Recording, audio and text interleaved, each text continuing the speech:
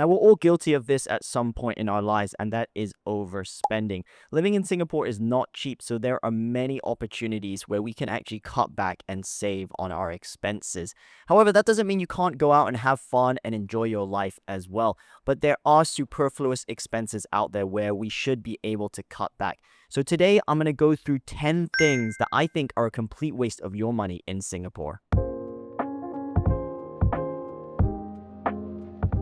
Okay, so before I dive in, if you do want more content like this, then hit the like button and also subscribe to this channel.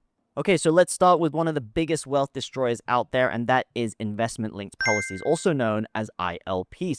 Now, these are sold and marketed heavily as the best of both worlds of investing and insurance. And in reality, they're actually the worst of both worlds. You end up underinsured on the protection side, and you end up underperforming on the investing side. And now, why is that the case? Well, on the investing side, that's pretty much because you pay super high fees and you are investing into active fund managers, which, as we know, do not outperform a basic market index around 90% of the time. So what should you do instead? Keep it simple. We all know that ILPs are meant to boggle your mind because no one actually understands what they're buying. So instead, you should just buy term insurance and then you should invest into low-cost ETFs. Okay, number two, buying a new car in Singapore. We all know that owning a car in Singapore is pretty much the ultimate flex given how expensive it is. But with COEs now reaching up to $136,000, it really isn't worth your time or money to be owning a car, a depreciating asset. We all know that COE expires after 10 years, and pretty much a new car, as soon as you drive it out of the showroom, drops in value by about 50%. So what are you going to do instead? Well, if you need a car for family or for work, then buying a second-hand car is clearly the next best option. However, given Singapore's clean and efficient public transport system, if we can take buses or trains, then that is really the cheapest option. But even taking a Grab Premium every day is going to be way cheaper than owning a car. Okay, so number three, high fee unit trust. Now, a lot of active managers out there will be charging around 1.5 to 2% per annum on actively managed funds. But a lot of the data out there suggests that actually low-cost ETFs can outperform all these active managers at a fraction of the cost. So what are you going to do instead? You're going to go out and buy a low-cost ETF. If you're a non-US citizen, then it makes sense to go buy a UCITS ETF, which is listed in London or another European exchange. Okay, next up is your $9 lattes. Now, everyone deserves to enjoy the occasional luxury, but if you're spending $8 or $9 on your iced oat latte at Percentage Arabica every day, then this is really an expense that you need to cut back on. What should you do instead? Well, obviously, local coffee shops can give you a lovely coffee for as little as $1 to $2. And if you still want to be a basic B, you can get your own iced mug, get an espresso machine, and then start making your own quality coffee for a fraction of the price. Okay, number five is subscription creep. Now, we're all guilty of this, having crazy amounts of subscriptions, whether that's Apple TV, Amazon Prime, Spotify, Disney Plus, Netflix.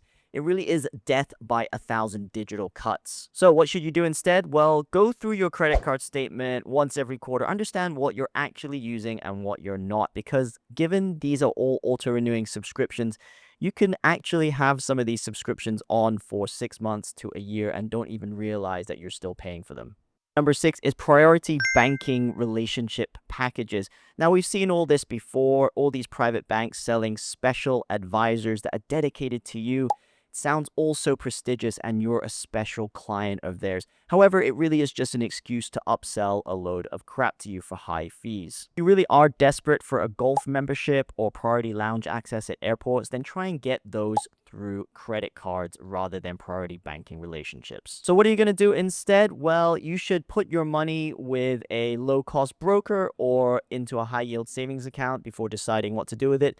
But my option would really be to put these into low-cost ETFs to grow your wealth over the long term, because inevitably they will outperform whatever products these private banks are selling to you. Okay, number seven, credit card annual fees. Now, I've said this many times before, but you should not be paying any credit card annual fees if you don't have a 120K credit card or above. If you're in an entry-level credit card where you just need an annual income of $30,000 or more, then credit card annual fees are completely waivable, and you should be doing that every time they come up for renewal. So what are you going to do instead? Well, put a reminder in 1 month before your credit card comes up for renewal, and then you'll see the bank charge it to your card. And what you're going to do is you're going to either go into internet banking and request a fee waiver, or you're going to call in on phone banking and request a fee waiver, and this should automatically be granted.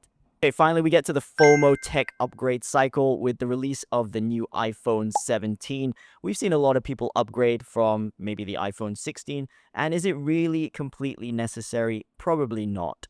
So here's what you're going to do instead. If the battery is starting to die, you can actually go and replace the battery entirely to give yourself maybe a year or two more on your phone.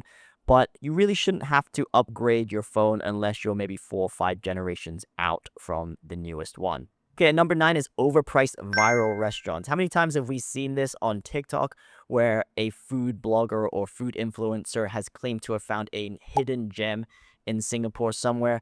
But when you go there and you queue maybe for half an hour, 45 minutes, you sit down and you have to pay $28 for a bowl of acai. What should you do instead? Well, go out and support local. Go eat at your local hawker center, or even better, maybe cook your own food at home, as that's probably the most economical and cheapest option out there. And then finally, at number 10, we have leaving idle cash in low interest accounts.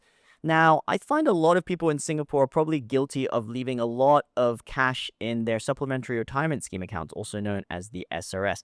And remember, the SRS gives you just 0.05% per annum of interest on any idle cash lying in that account. Okay, so what are you going to do instead? Well, if you do have idle cash lying around in a low interest savings account or your SRS account, you can actually get a higher yield by just putting it into something simple like Singapore T-bills, Singapore savings bonds, or even money market funds. Okay, so there you have it. There are 10 things that I feel are a complete waste of your money in Singapore and can quietly drain your wealth over the medium to long term. Remember, it's about being intentional with your spending and instilling good habits. You can still enjoy your life, but just instill the right habits when you do spend. If you do like content like this, then don't forget to like and subscribe to Tim Talks Money.